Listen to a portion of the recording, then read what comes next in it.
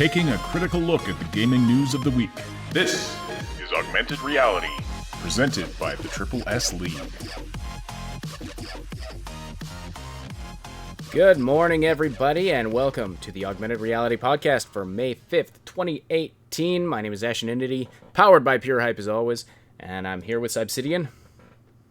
Hello, everybody, and boy, have we got some hype today. Well, not really. It's a slow week. It's been a slow news week. We've got a smattering of news to discuss, but we also decided we were going to bring up our final Cyberpunk 2077 leak that we've been sitting on for a while, and so hopefully you'll find that interesting. It relates to the rating level of the game in terms of the content rating level. Well, so, what they're aiming to get, because it hasn't been officially rated yet by the ESRB. So what they're aiming to get is usually what they're going to try and get. So, right, absolutely. Excellent. All right. So if you're listening live today, please say hello in the live chat and send us your questions and comments there as well. We'll read and respond to as many as we can on today's podcast. Super chats and questions from sponsors are guaranteed to be read out loud on today's show. And hello too. We've got Notional in the YouTube chat. Welcome, and the Jelly Chef in Twitch chat. Welcome to you as well. So, and hello to everybody else who's out there watching. I see a bunch of you out there. You can lurk if you want. That's totally fine. We should clarify. We'll only read out things that won't get us banned off of. Fair. Yes, exactly.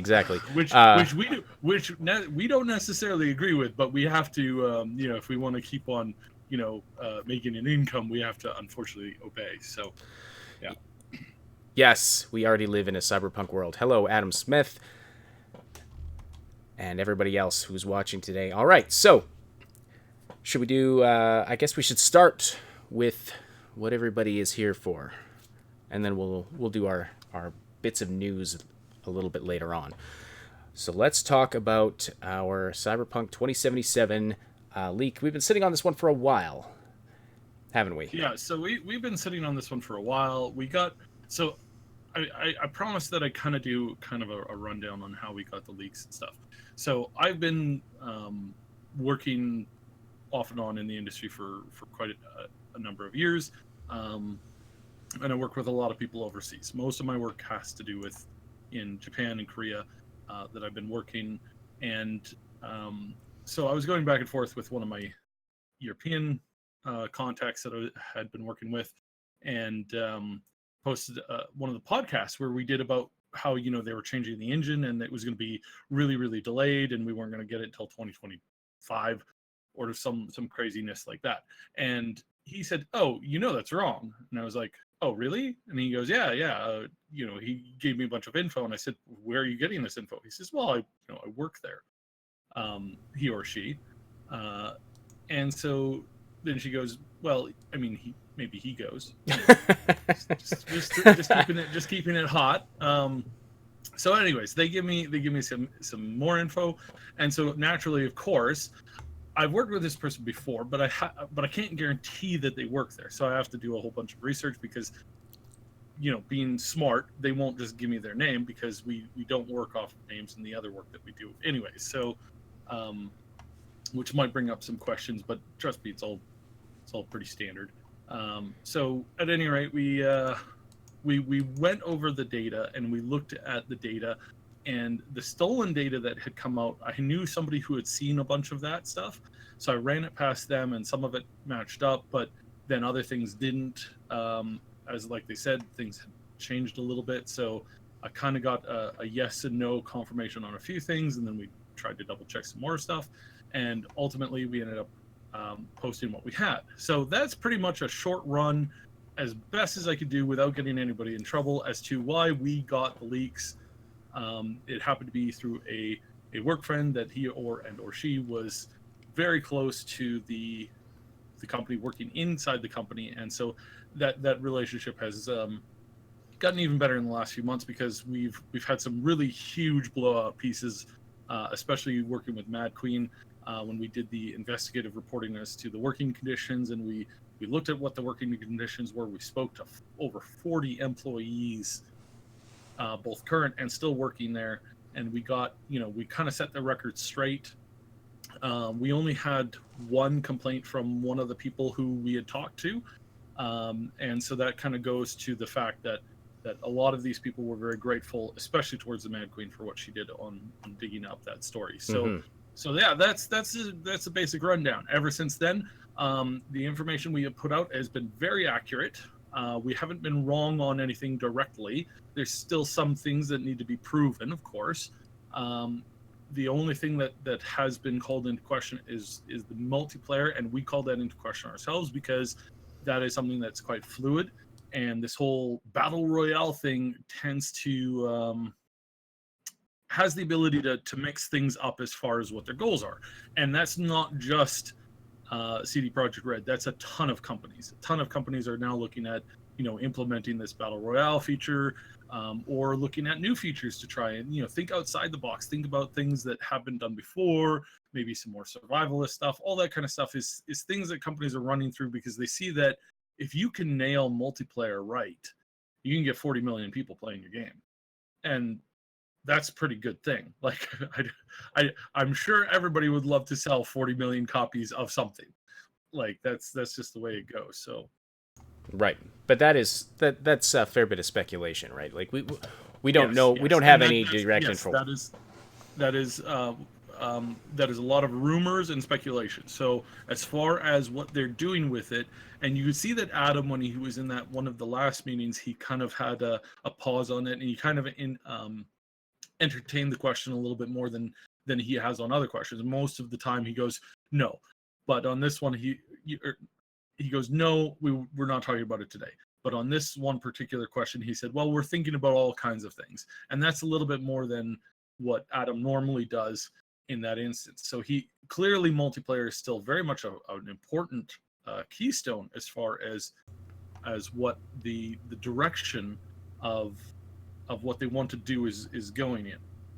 So clearly it's a very important thing, and clearly it's still on the table as far as the initial release. Absolutely, yeah. Lots of people who've been saying, oh no, it's all single player, and they've even there has been a one or two places that have kind of mocked the idea of they're now being multiplayer, going, well, clearly they're focusing on single player. Well, that is their primary focus, yes. They've promised a solid single player experience, and we would expect nothing less from CD Projekt Red. But the multiplayer is absolutely going to be a part of it. We don't entirely know what that's going to look like. But we've been saying from the beginning that absolutely multiplayer is supposed to be a part of it, and so initially it looked like it was going to be some sort of a social hub kind of a format for the multiplayer. And then again, as Saib was saying, that's been called into question a little bit, but there is no question that multiplayer is going to be a part of it. Yeah, that's really, really like, very few games want to skip out on the multiplayer, especially if the environment and the game itself can reasonably support it. Mm-hmm. So in Night City, with the kind of direction that they're going with the multiple classes and the multiple characters, there's a real golden opportunity for them to do a big multiplayer experience. Mm-hmm. How they present it, though, is up in the air right now, and I'm sure that they've tried multiple things. I am sure that with a class system, and that with other games that are out there on the market that have done really well in the past 3 years, I can pretty much guarantee you, from just a technical standpoint, that for sure they have tried something like Payday, that they have tried something like like a battle royale, that they have tried something like some of the more traditional multiplayer facets, and that they've tried like an integrated, like, drop in and play with your friend in their world, because that's a fairly popular thing, and we'll see how popular that continues to be with this month's release of State of Decay 2, where you can take a character from your game, drop into somebody else's game, help them, and then drop out of it when just as your friend enters that really zombie-filled nest and they're expecting you to lob in some grenades, you disconnect right there, just for the fun of it. I don't recommend that, but still, these kinds of things are what they're going to. How to ruin friendships and piss off people. Yeah. So all right. So now the actual leak. So what we got was what the ESRB rating that they are aiming for, and this the reason why we kind of sat on this for a really long time is we honestly kind of expected this to be a no-hitter because it's really obvious information, and that is that they're going for an M17 rating, that they will include nudity and strong sexual content. This is not a surprise if you follow any of the games that CDPR puts out, because they've all had that rating. So that's not a shock, but we have it confirmed here. So we'll see the, again, it's like really plainly obvious, but the fact of them heading towards this and trying to do this, it's now on the table that this is for sure what they are going for, that there is going to be nudity in the game. We saw it from some of the art leak and the art connections, art that had been out for a while that had been assumed to have something to do with CDPR, and then was kind of semi-confirmed within that tour of CDPR's office that we did a couple months ago. One of the screenshots, in fact, the only screenshot on a computer monitor that was on, was this one piece of art that people had assumed for years. And in the piece of art, not blaringly out there, but out there, was her, the center character's chest was under this like see-through garment, so you can see her nipples. So that is the kind of stuff that I expect that we will see, and I expect that if you're not really into it, if you're not really interested in getting titillated while you're playing the game, that you can easily avoid most of it, because that's what you could do, for the most part in most of The Witcher. It wasn't shoved in your face so much, well, at least not Witcher 2 and 3. In Witcher 1, there was a whole card collection system that was based around that kind of stuff. So yeah. Yeah. So I want to put this question out to everybody who's in the chat. And by the way, there's a bunch of hellos I missed. Adam Smith, John Doe, Overload 580. Welcome to all of you. So I want to put the question out. What do you feel about that? What do you feel about the NC-17 rating, and what do you think about nudity and sexual content in games? Is it something you want? Is it something you are kind of meh about, or do you rather avoid it? Just curious where the general consensus is on that. So, Cyb, what does it take to get to an M17 rating? Is it just the nudity aspect, or is it? It's like, so according to their official site, it's like contains intense violence, blood and gore beyond bodies just falling over, and sexual content or very strong language. Now, in comparative, the teen rating you get from general violence, suggested themes, crude humor, which is not the same as strong language, games that feature minimal blood. So when you shoot somebody, it's just like a little bit of, and then the guy falls over, or whatever. And then any kind of simulated gambling or infrequent use of strong language. So in a movie, I think they have a counter, and if it's anything over you get 10 cuss words that are mainstream cuss words, you get those for free without necessarily punching the rating up just on that alone. But I think if you go over 10, or it might be 15, I can't remember off the top of my head, but if you go over it and you include some of the far more crass words, then your rating will get pumped up quite a bit. So it's an either or thing. If one of these aspects is in place, then it gets that M17 rating. Mm-hmm. Okay. Now, from a business perspective, from a sales perspective, what's the imperative for them, or would that be a business move for them to want that M17 rating or NC-17 rating, as opposed to a lower rating? So here's how it works as far as sales and how those sales impact the average consumer. about 50% of the consumers are over 18 right now. We've reached the point where the gaming people who used to play games in their youth are now adults. And now that doesn't necessarily say that every single person over 18 who's buying video games wants, titillation and cuss words galore, and they want to be able to, slowly chainsaw somebody's head off. They don't. In fact, a lot of that kind of draw to that kind of drops the older the person gets, because it's kind of like it's not necessarily something that if it's just in there for no point or no reason, then it kind of gets like it's treated differently than if it's in, like, for example, The Last of Us has intense violence in it, the first game, but because the thing played out like this movie and this scripted experience, and I remember, you could get almost anybody to play through the first like 20 minutes of that game and they'd be like basically crying at the end of it. That violence takes on a different role than the same violence put in a game that's kind of like Duke Nukem, where it's just like walking around blasting mutants and seeing naked women. But when you have a goal and a story behind it, it really changes the dynamic of how people pick it up. So the rating on both of those games can be identical, the impact that it has on the audience is completely different. Very good point. Yeah. What you have in a lot of cases is you have parents buying video games for their kids, and the parents are funny.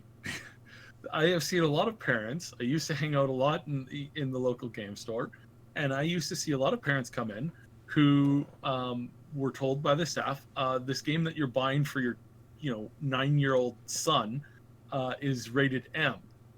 And the parent going, my child is mature enough for anything. My child is a very mature human being. And then them coming in, 2 hours later and saying, I was shocked when my son, bought a prostitute, used her, then beat her to death, then took the money that he used to pay her. And when I asked my son, why on earth did you do that? The son responded, she did. She don't need that money.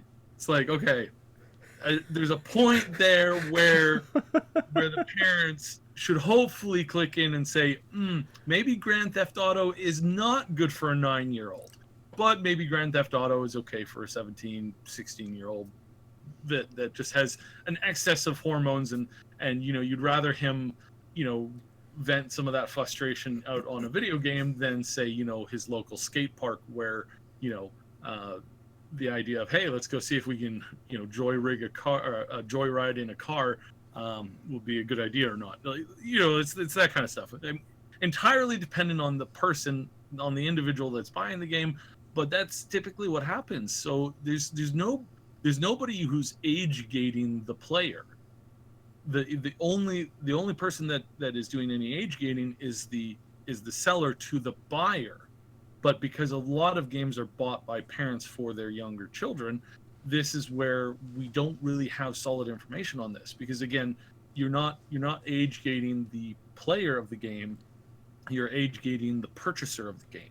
Right. And so in my youth, one of my I think it was my grandparents, they put in money, and parents ran out and got this game that I really, really wanted, which had for some reason it had like a higher rating than it should have, and they're like, oh, this is like this shooting in this game, but it's back in the day where it was like giant pixels basically shooting each other, right? And so they kind of bought it because I had really, really, really, really wanted it, and it was like a car race. It was high octane. That's the one it was. High octane with these like, you didn't even have cars. It was like hover vehicles, and you could shoot missiles and machine guns at each other, and it was a pretty fun game. I really enjoyed it, but I really, really wanted it as a kid, and my parents bought it for me with money from grandparents or aunts or uncles or something like that, and then showing them later, I showed them a race by myself, so that they wouldn't. I was smart enough to go, okay, I'm not going to show them me mowing down all these other cars. I'm just going to race by myself and show them, oh, look, I can race around this map, and it's really cool. And they were like, oh, well, that's not bad. I wonder why they got this violence rating on it. That doesn't seem to make any sense. And then as soon as they left, I turned on the other cars and had a bloodbath. But still, it's like that's kind of how it works. So as far as what CDPR is doing here, CDPR is a European gamer. They're Europeans. Waist high nudity is not exactly something that is shunned as it is here in North America. It's far more common there. You go to a French beach, and pretty much, you got Speedos and you've got basically everybody's topless. So that's not to say that that's what they're going for because of that, but it's clearly something that's like, it's not as taboo over there. It's not as taboo, so they don't really care. And what that does for them, what that has done for them for the Witcher series, is that has made them far more interesting to younger gamers. So a lot of people tend to go out and buy this game that are in the 15 to 16 bracket. So yeah, they just love this kind of stuff because they're horny teenagers, I guess. So yeah, that story you were saying about your parents. Now, I don't know if anyone else had this experience, but it always seemed when I was playing a game as a kid, if there was one thing in it, one scene in it that that my parents would not approve of, that is the moment they would walk into the room. Oh yes, of course. Of course. They have some sort of. If you sit down to watch Kill la Kill, the bathroom scene with the mother and the daughter will always happen at precisely the moment that somebody walks into your room. Doesn't matter if you live in the Antarctica and you're in, and you're a 45-year-old. For some reason, your own father will walk into the room at that exact moment and go, "What the hell are you watching?" Because that's just the way that it works out, and it's hilarious. Right. So most of chat seems to be on the side of yes, NC-17 is okay, even welcome. I guess another question for all of you: would you be less inclined to play it if, say, they toned it down to a teen rating? Would you feel that you don't, that doesn't matter, you don't care, or would you feel that? Which we should stress, it does not appear as if they're doing. Just right. Want to stress that. Yeah. Right. But if they were to do that, I'm just curious, would you be less inclined to play it because that would seem like like that kind of self-censorship doesn't appeal to you? I mean, I recognize, it's supposed, like a few people in chat have said, it's supposed to be a dark, gritty world. And so if they toned that down, would you be less inclined to purchase it and play it? I'm curious about that. Or would you still get it because you think it'll still be awesome? And then Goat, so 009 asks, is there a link for the leak anywhere, or is it just word of mouth? This is a direct link, direct leak. This is a direct leak from somebody who we have now, not when we put out our first leak, but at this moment now we have confirmed it is in fact inside the company.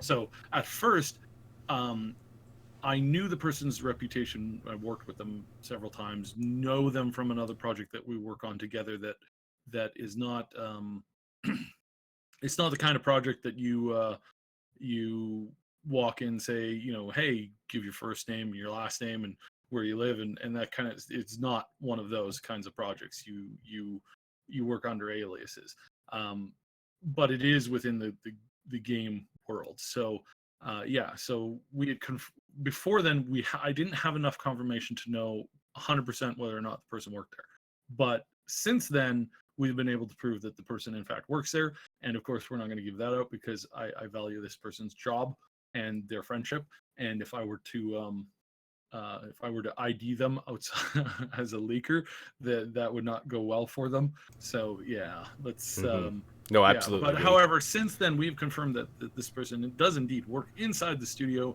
and has indeed been correct on all the information that they've given us. Now we've had to decode some of the information that's given us because it's not always okay to just email your buddy and say, hey, my employer told me not to share this, but I'm sharing this all. But it's more like it comes out in conversation and some back and forth. And and kind of asking and prying and then saying, okay, is this something I can share? Yes or no? And then, oh, you figured it out, go ahead. Versus like, I'm sorry, if you share this information, they'll be able to ID me, so please don't. And we have a lot of that because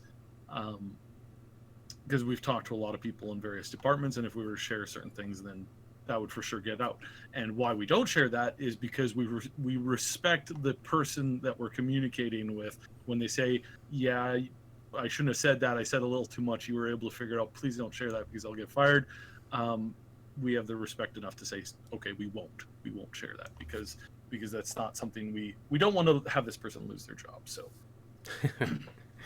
Notional says, every time a movie was on the TV in my room, a saxophone would start, and we all know what that means, and that's when my mom always walked in. Oh, boy.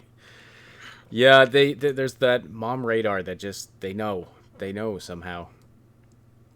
So, general consensus in chat seems to be people would still play it, but would be slightly disappointed. Goetz says, well, it depends on what they have to censor to bring it to a T rating. If it's just nudity, I don't care. Yeah, fair enough. John Doe, they won't tone it down, and by the way, I bet there will be tons of humor. Absolutely. Knowing CDPR, there's gonna be lots of humor, probably lots of dark humor in it. And Baldman, hey, good to see you. Glad you were able to make it. Max Mouse, NC-17 would be good for a Cyberpunk game. And Tom asking, do you guys sit on some more leaks that you cannot disclose for now? And if yes, why? Yes, we do have... we have more information than we're able to give out. Excuse me. But yeah, some of the information we can't put out for the risk of threatening our contact's job. So... Brogetto is asking... did any of your sources say how dark CP 2077 will be? That's actually not something that needs to be a leak because that's quite out there. That's been discussed often by the design team. And just summing it up, this is a city that is a functional large part of the world right now. It's one of the biggest cities in the world. And it has been spared a lot of this.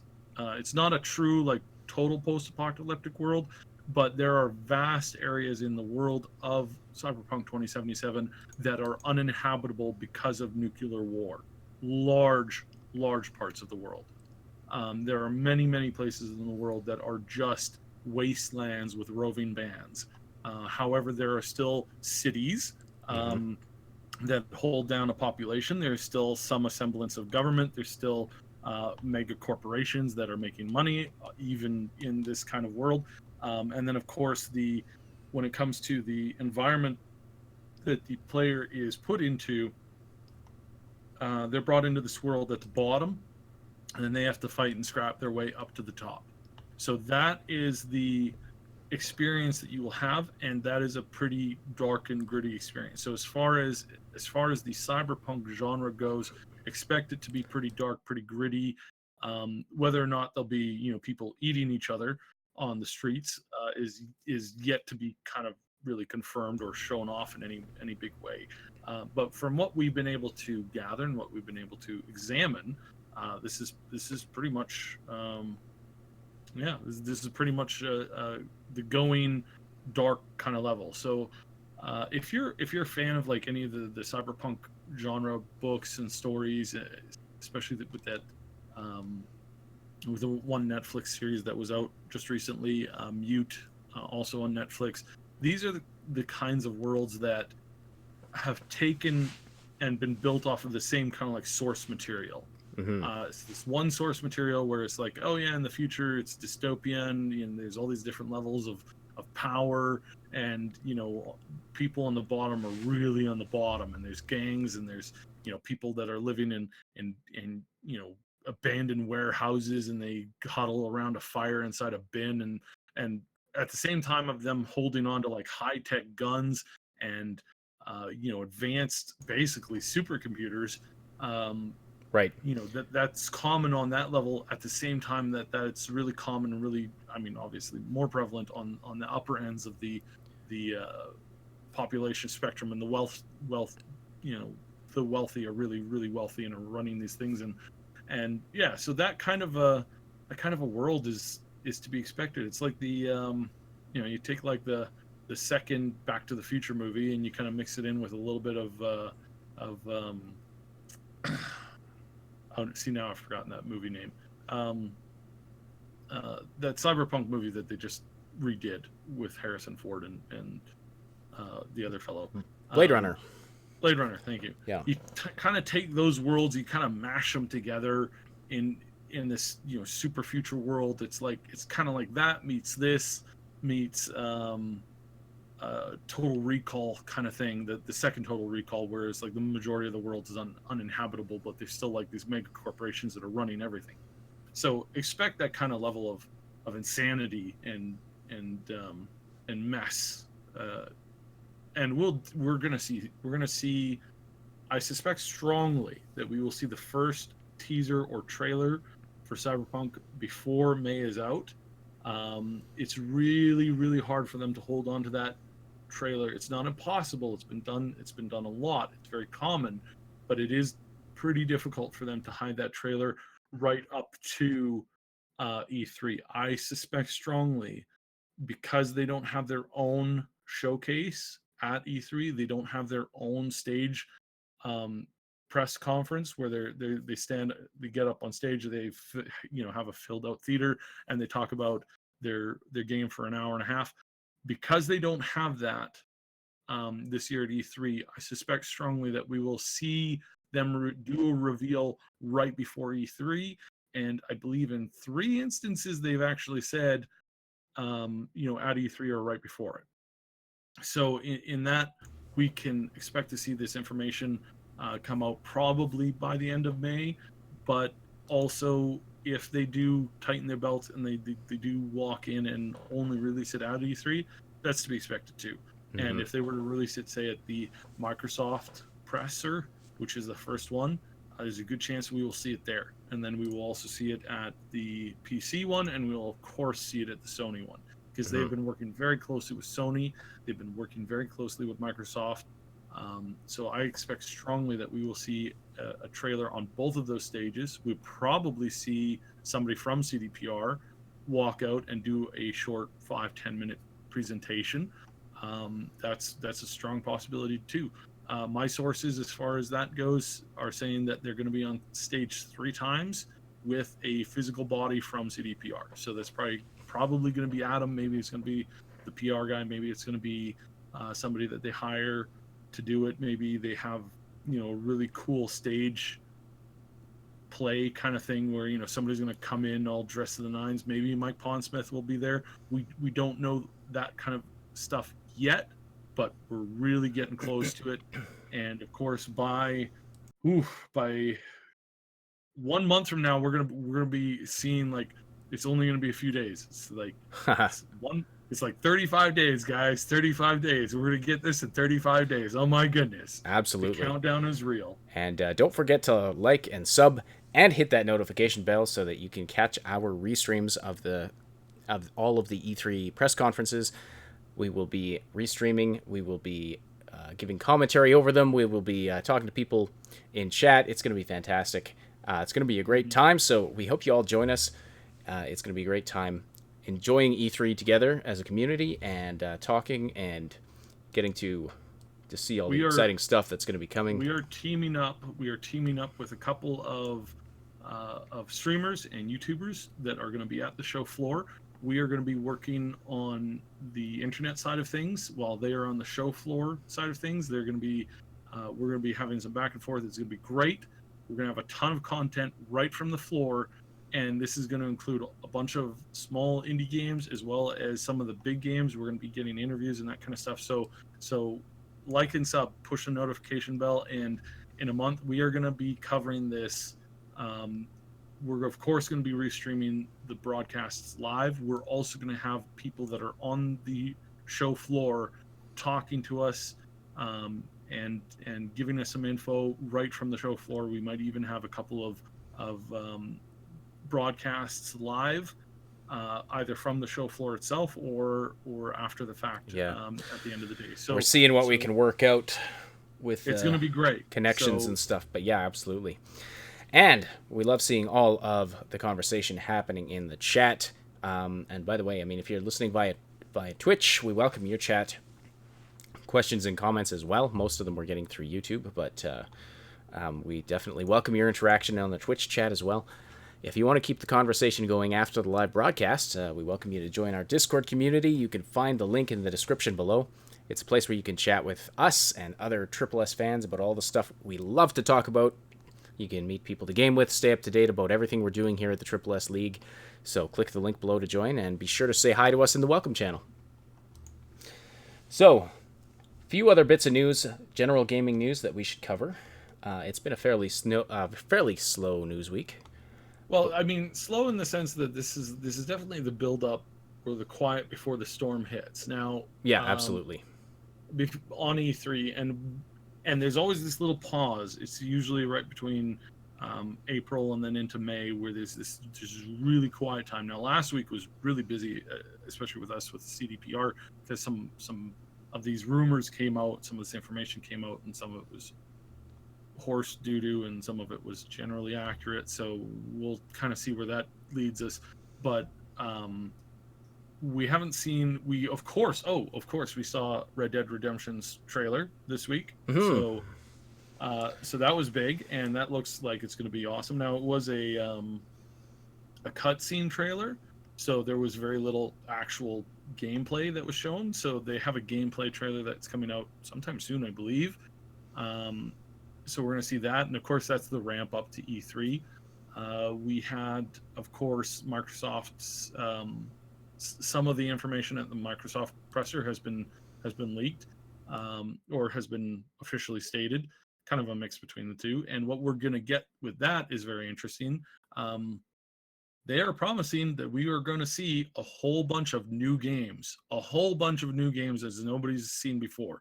Now, if this will be like last year, where it was like, oh yeah, new games, guys, new games, and it turns out to be just a bunch of like indie games that, you know, some of them are like, there's not very many of them that were huge, right? So yeah, so we'll see with that. I don't want to call Microsoft liars, but don't necessarily lose your, stomach on it. I don't know how to say that. In other words, so we're a large volume of games that doesn't speak to the quality of the games that we're going to see necessarily. Yeah, so we're going to be seeing a ton from them. We're going to be seeing Nintendo has some more games that had some information come out this week that they're pushing some more mobile games. So we're going to see a lot more mobile games, and also at the same time as that, we are going to see probably a relook at their Nintendo Labo thing. That thing fell on its face this week. Yeah, the sales of that fell way below projections, and way below the number of units that they produced. So, that flopped, and not just because it's made of cardboard.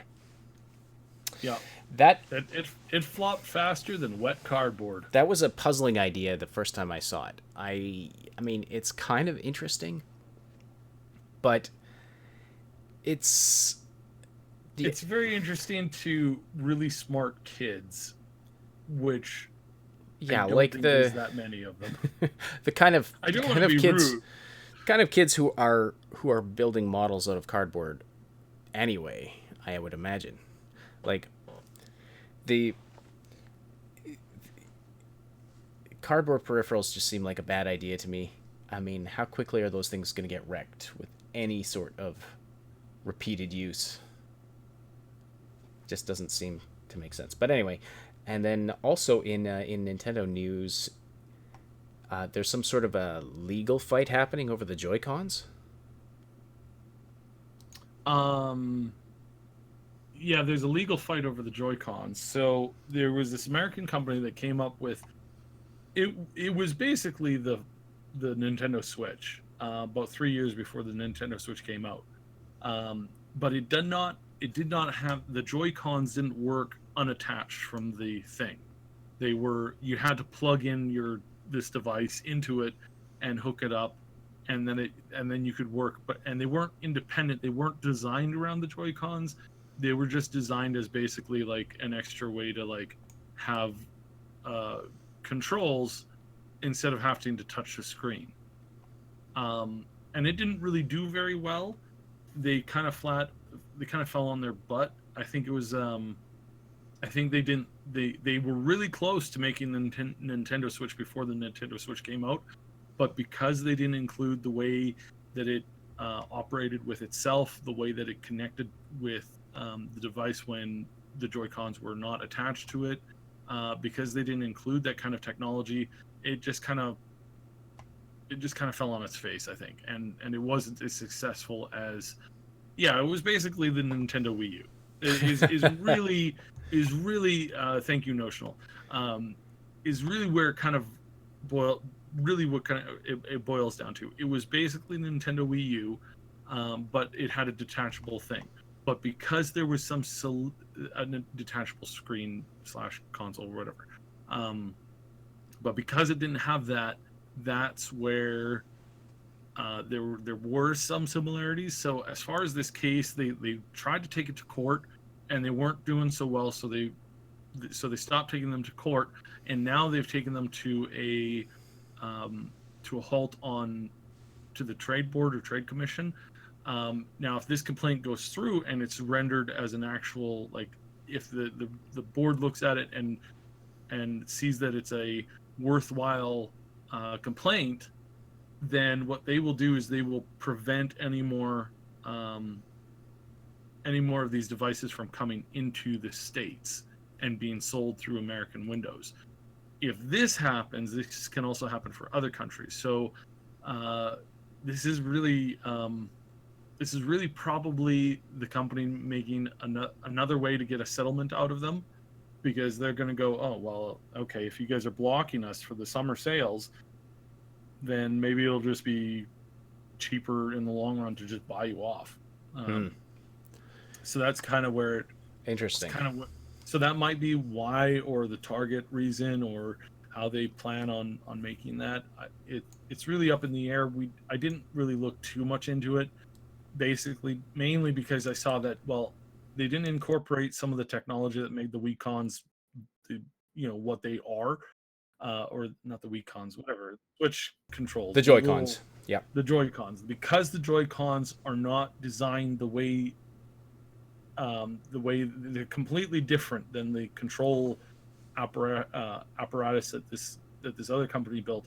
I don't think they're going to win this ultimately. I really don't. I think they might be able to hold it up, and they might be able to get a small payoff. But I think because they didn't think far enough, or they didn't think, out of the box enough, then I think it'll probably fall over like wet cardboard, just like the Labo did. So I guess you win some, lose some on both fronts. Season 4 of Fortnite launched this week, and there was some fun content in that. So our intern Curie took a look at that this week. There's a video up, the Season 4 first look, up on our channel if you're curious and seeing some of the new content there. But bottom line, the meteor has landed, and it didn't hit Tilted. It hit Dusty. Dusty, yeah. Dusty. Yeah, it hit Dusty. It hit all over the map. Now there's a lot of destruction, but the big crater was not where people were expecting it to be. So, but there's all kinds of destruction. So a lot of places got damaged, but there were some new areas too. Like in the video, Curie goes around and looks at some of the new places, and there's some new things. There's like a movie set that wasn't there before. There's all kinds of different things. There are meteor shards that, when you use them, I think I know they eliminate fall damage, and they also I think they let you hover a little bit or something. I could be wrong about that. It But makes anyway, you jump higher. you jump higher? Okay. Yeah. So you jump higher and you don't take fall damage. And So they changed up the map quite a bit. And of course, all the new skins and a variety of things. If you're curious about that, check out Curie's video that is up. It's called Fortnite Season 4 First Look. now I want to add on to this, and I'm going to make a prediction here. Now I've been playing a little bit of Fortnite, and we have a lot of guides on it, and I have been playing the Save the World side a little bit more. So if you guys want to see how that kind of goes through there, we'll see how that quest, it's right now it's just part one, but I'll be playing through that on the streams during the week here, and it'll be interesting. But I do want to make a prediction as far as Fortnite goes. I believe that the next map, the season 5 map, I have sort of an idea that they're going to have a completely new map. So this will be really interesting to see how season 5 progresses, and if we at season 6, if we get a brand new um, battle royale map. I think we will, and I think it'll probably be a completely different map than what people are playing on right now. So we'll see, and that should be really, really interesting. We have a question as to what are top 3 games that we're hyped for. My list right now is Cyberpunk 2077. I think it's going to be probably one of the best games, and I do believe it's coming out this year. If not this year, it'll definitely be out within 12 months from now. Probably even, well, probably not just 12. I think it's down to probably, I think it'll be out within 10 to 11 months, easy. Like 100%. I think that's kind of what its release date is looking at right now. I would bet that it'd be in the fall, but I'm also wouldn't be surprised if it was a spring release either, because there's been, The Witcher was a spring release, so I believe that that's what we're looking at. On top of that, I'm really excited for Bethesda's new game. I have no idea what it is. I have no inside information on it. I know the way that Todd thinks, and I know the way that they design games, and I gotta say I'm looking forward to it. I hope that it meets expectations this time. I hope that it's not super buggy, but when it comes to Bethesda games, I don't actually care about that. I don't actually care about how buggy it is on release, because the way that I play through the game and the way that the game impacts me as far as being on my list of favorites is how the modding affects the game. And we know that this is on the same engine as the Fallout 4, so we know that we're going to get a ton of mods pretty darn quickly, and that's something to look forward to. So I'm looking forward to that. I'm really looking forward to that right now. So yeah, and then as far as my third one, probably a toss up between Last Night and probably, like, I don't know how Last Night plays. I see how it looks and I go, that's amazing. I don't know how it plays yet. There's lots of games that the aesthetics of it, I just love the aesthetics of it, and I go out and I buy the product. I support the product. Like, Bear With Me is amazing. I cannot get through the game though, because the aesthetics is so wonderful and so lovely and so enjoyable that I end up falling asleep about 20 minutes after I start playing it. And so I've had to watch it on YouTube instead, but I still support the product and I still buy a copy of it because it's still a great game. I was really, really anticipating BattleTech, which came out this last week, but it's just so buggy right now, and there's no fixes for it. It's unlike Bethesda where the modding community can fix most of those problems. In this version, for some reason, the game takes 10-15 minutes to load, and I'm not enjoying my time playing. It's really hard to get into when it's like, well, the load time will be about 10 minutes, and then I will have a 95% chance at hitting this target with this full barrage, good 95% chance on every single shot. And then I line up the shot, and what happens? Miss all of them. It's like, okay, well, then my pilot gets killed, and it's game over, and it's like, okay, well, let's reload. This will be another 50, because I'm in the game and I've been playing for a few minutes. Now we'll take 15 minutes for some reason. So I'll walk away, and 15 minutes later it'll be. I can't do that right now. I don't have enough time. So unfortunately, I've only been able to play a couple missions into it, and I really like it so far. But I've got to wait until they come up with a better optimization patch for it, because right now it's just the latency within the match itself is just killing me, and I don't know what's wrong. I've turned everything down to minimum, and it's still it's like sometimes the game takes 5 minutes from the shot that I'm making to go through, and I'm hearing this from a couple other people, so that's probably just my rig or something having to do with a patch or something that needs to be updated. So yeah. You well, absolutely. I mean, besides Cyberpunk 2077, I'm also very much looking forward to seeing Bethesda's new game. I'm with Notional on pretty excited for Shadow of the Tomb Raider and Metro Exodus. And let's see what else. I mean, that's 3 there. I don't know if I can. It's hard to categorize my top 3 because it's hard to, like, some of these games we need more information on. Like Death Stranding is definitely, which I think, will not be out this year. It won't be out this year, but I really doubt it. It could be, but I kind of doubt it. It's a game I'm looking. I think that's probably the one I'm most interested in getting some more information on. Just seeing exactly what the heck that's about. And then there's Vampire, which is more of an indie title, but it's looking like it's going to be pretty dope. Yeah, it's looking really good. So yeah, there's a bunch. I don't know if I would say those are my top 3. Those are definitely my top 3 AAAs, I guess. Shadow of the Tomb Raider, Metro Exodus, and then of course, Starfield, and of course Cyberpunk 2077. But I mean, there's always tons of great indie titles, and there's probably stuff that hasn't been announced yet that we're going to be seeing that I'm going to be pretty hyped for. So I'm always releases always sneak up on me because I'm terrible with dates and scheduling things and remembering when things are happening. So releases always. So I've been watching like a hawk to see when Bless Online is coming out, because I know it's this month, and so when it releases, I'll be able to jump on that. But they're gonna have a big thing next week on Friday, or this coming Friday, so on the 11th. And what it's going to cover is it's going to cover all of their.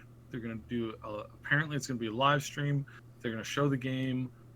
They're going to talk about a whole bunch of the stuff. They're going to answer almost all the questions that have been out there right now. So this will be pretty big, because I don't know whether or not this game will be a success. I have a good feeling about it, but I had a good feeling about a lot of games that didn't pan out. So when it comes to the MMO market, because it's the MMO market depends on the game being good. WildStar was pretty good. I really enjoyed WildStar for a lot of reasons. It's probably the best MMO in the last couple of years to come out. Unfortunately, it was the best MMO that nobody was playing at all. So nobody was playing it. Just was not popular for some reason. So the community, when it comes to MMOs, if the community of game players do not enjoy this big MMO, then unfortunately the MMO does not do well. I honestly didn't think that VR chat would be as big as it is, but apparently that thing has more people playing that than play a lot of MMOs on a daily basis. So yeah, go figure on that one. It's just hard to know what people are going to want to do. Humans are such unpredictable creatures.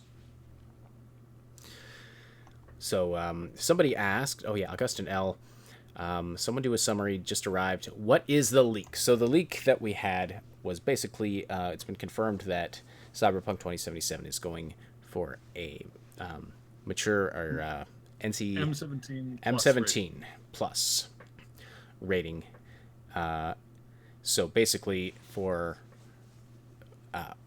nudity and sexual content, and in addition to, I imagine the violence is going to be at that level as well. So let me see if I can read it off. So we're expecting to have strong sexual content, nudity, and extreme violence. Basically, is intense violence, not extreme violence. Intense violence, blood and gore, strong sexual content, and nudity will be in the game, and it's what they're aiming for.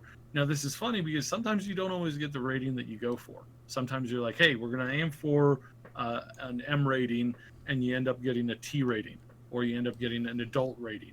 And because it's up to a board of people who choose, and they don't, I mean, there's lots of studies that they don't even follow their own rules sometimes. Sometimes it's up to them whether it gets an M rating or a T rating, or sometimes it's between, I mean, usually an adult rating, you really have to, like, there's some things that really push you over, but then there are some things that don't. So, like, you can have gambling in Fallout New Vegas and not get that adult rating, but then sometimes you can have a little bit of poker being a game in another game. This is a mini game, and boom, you're adult rated.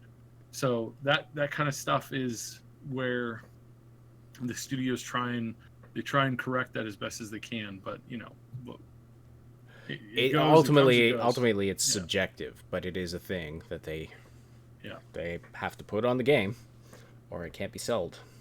Sold. Can't be sold. So, I don't even know what I said there. That was like a combination between sold and sold. Anyway, can't be sold if it's not if it doesn't have a thing on it. So anyway, all right. Well, thank you everybody for supporting this show, for the great conversation that takes place in chat, and I want to extend a special thanks to our Patreon supporters, Old Man Manson, and our 2 anonymous wonderful supporters. We appreciate you so much. Don't forget to like and sub if you appreciate this weekly content. If you're listening after the fact on SoundCloud, we thank you for your follows and likes. On iTunes, we thank you for subscribing and reviewing our show. And hey, feel free to join us next Saturday at 8 a.m. Pacific Time or 11 a.m. Eastern Time for the live show where you can interact with us and other listeners and be a part of the discussion.